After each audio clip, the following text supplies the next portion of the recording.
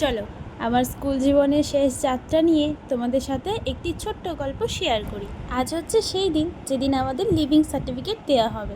তো সকাল সকাল প্রচণ্ড মুড অফ নিয়েছিলাম, তো যেতে তো হবেই, টাইম দিয়েছিল 12টা থেকে। তো তারপর রেডি হতে বসে পড়ি। সকাল থেকে খুবই মনটা খারাপ, কারণ এই তো মনে হচ্ছে যে এই তো 6-এ উঠলাম, এই তো ছোট ছিলাম, এই এখনই মা সাইকেল নিয়ে স্কুলে দিয়ে আসতো, আর এখন আমরা স্কুল থেকে বেরিয়ে যাচ্ছি। মানে আমাদের মধ্যে দুটোই কাজ করছে, সেটা হচ্ছে এক হচ্ছে কলেজে যাওয়ার আনন্দ, আর এক হচ্ছে সবথেকে দুঃখটাই বেশি কাজ করছে, কারণ স্কুল জীবন মানে আলাদা একটা জীবন, সেটা বেরোনোর পর বুঝতে পারছি।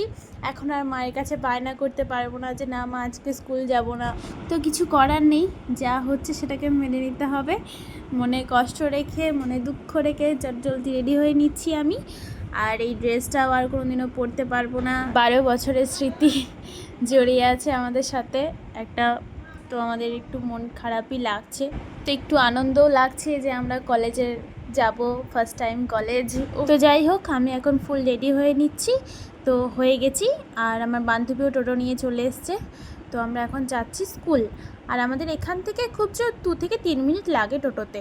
এই যে স্কুল চলেও এসেছি, এখানে 6 বছরের স্মৃতি জমে আছে আমাদের মনের মধ্যে। তো আমরা এখন লিভিং সার্টিফিকেটটা নিয়েও নিয়েছি, আর এখানে নাম লেখা শুরু করে দিয়েছি। এখানে এত বিচ্ছিরি বিচ্ছিরি জিনিস লিখেছে যে তোমাদের সাথে শেয়ার করার মতো না। তো আমি এটা শেয়ার করতে পারছি না, কারণ প্রচুর বাজে বাজে জিনিস করেছে আমাদের ড্রেসের মধ্যে। এটাই স্মৃতি হয়ে থাকবে। এই যে এখন সবাই মিলে গল্প করছিলাম সবাই, আর জানি না কবে দেখা হবে। এই যে স্কুলটাকে টাটাও করে দিলাম, টাটা। তারপর আমি আর আমার বান্ধবী অরুণ আইসক্রিম 10 টাকা দামের ভিখারি খেতে খেতে বাড়ি চলে আসি। তো ভিডিওটা এই পর্যন্তই, কেমন লাগলো জানিও।